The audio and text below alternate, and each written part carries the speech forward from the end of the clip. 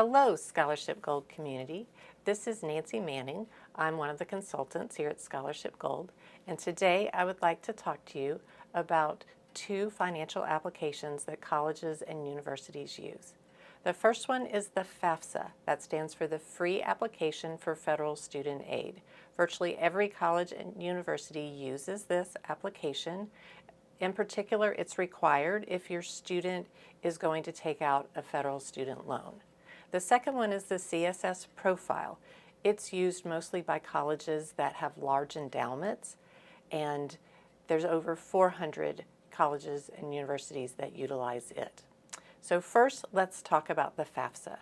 Usually the FAFSA opens up on October 1st, but due to streamlining this year, it will not open until sometime in December. In the meantime, if you haven't already done so, you can create your student's FSA ID. So if you go to the page here, and we'll provide the links for this in the bio, you can create your student's FSA ID. It's important to do this first before the parents create theirs, because you'll need to create the student's account, and then the parents, when they create their account, will link to the student's account. One of the key changes to streamlining the FAFSA this year is that your previous year's tax return information will be pulled into the FAFSA application. So for the application this year, the 2022 tax return information will be pulled in. An imperative step is that everyone give consent for this when completing their portion of the FAFSA. If you are wondering what is required for parents, especially if there's a divorce, there's a great page with studentaid.gov that talks about commonly asked questions and gives a grid on who is supposed to fill it out. So next, let's go to the CSS-Profile. The CSS-Profile opens each year on October 1st, so it is already open. And we say it's better to apply earlier, the sooner the better. Institutions will have their own financial aid deadlines. These deadlines will be listed in the CSS-Profile dashboard when you add those institutions. So the CSS-Profile is managed by College Board. You can see their website here. So think PSAT, SAT, APs. If your student has done any of those, they will have a College Board account.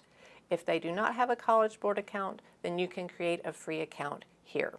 And then to get to the CSS-Profile, you'll go down to the right, and there's a menu item that shows CSS-Profile. The CSS-Profile is much more extensive with its questions. As I mentioned, it's many of these college institutions with endowments.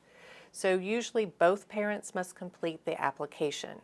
And some schools will also require tax documents to be uploaded. Also keep in mind that most of these colleges that use the CSS-Profile will also utilize the FAFSA information as well. There are over 400 participating institutions. If you're wondering if one of the colleges your student is applying to is one of those, there is a list here, and you'll find that link in the bio. Mostly these are private schools, so think your Ivy and sub-Ivies, but there are some public universities as well.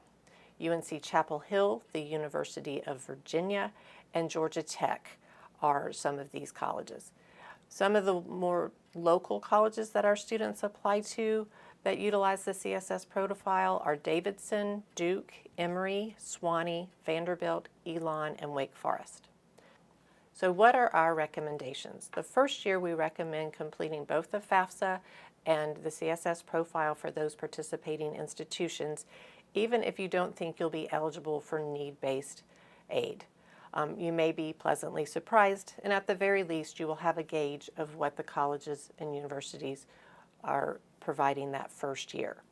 Also, keep in mind that some colleges require the FAFSA for academic scholarships as well.